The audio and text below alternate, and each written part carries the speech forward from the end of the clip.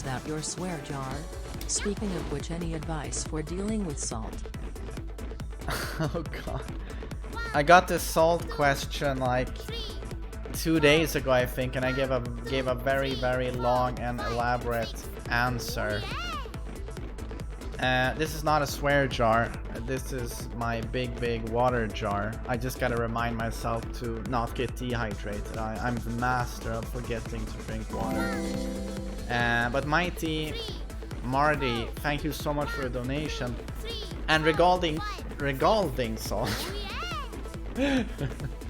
I'm a little bit tired, sorry. Regarding salt, it happens to all of us. There are some characters we find very annoying. There are certain playstyles we find very annoying.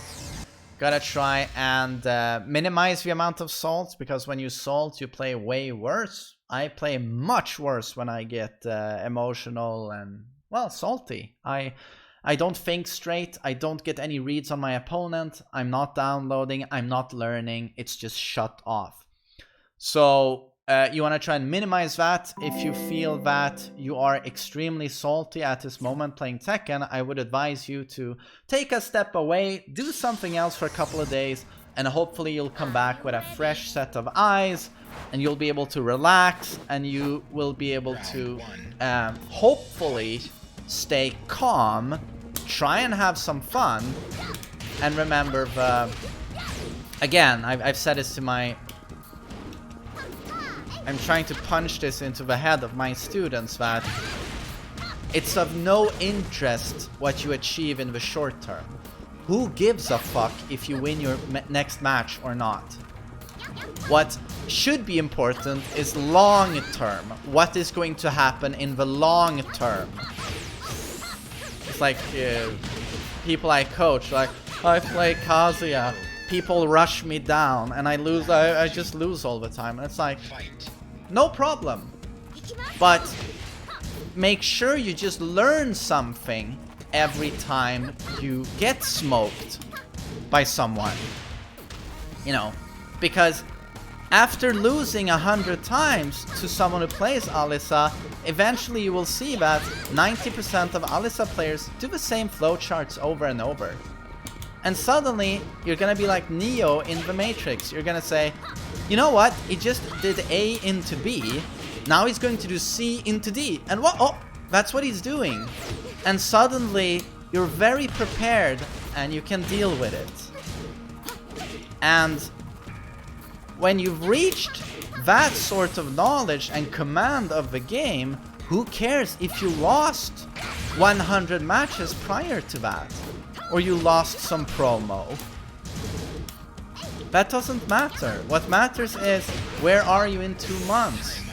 Where are you in a year's time? Short term, no importance. You know who gets salty? The individual I used to be. Or, you know, the individual that only sees short term. Every loss is, oh, it hurts my sense of self, you know, who I am as a Tekken player. Or I just lost to a fucking Kuma. Fucking Kuma, piece of shit. Is Kuma an annoying character? Absolutely. He's super annoying. No one knows the matchup, so Akuma players get away with murder. But do you know what happens to Akuma, Kuma, Zafina, Eddie? What happens to them when someone knows the matchup? It's much harder for them. Much harder.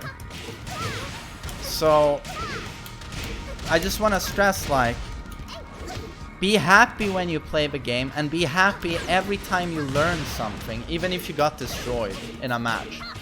You learned that, oh, the second hit of that string, I can actually duck that. Just something, you know. Oh, I got some data on this matchup. I didn't used to know.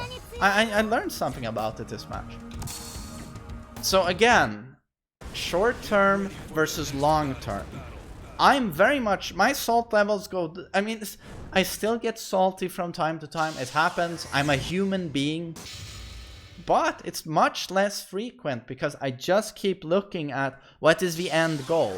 Doesn't matter if I lose this match versus Alisa, the end goal is to know this matchup perfectly. It's not to win today, it's to win tomorrow. So I hope that makes sense, and that has helped me to deal with Salt. That's helped me a lot to look at it that way.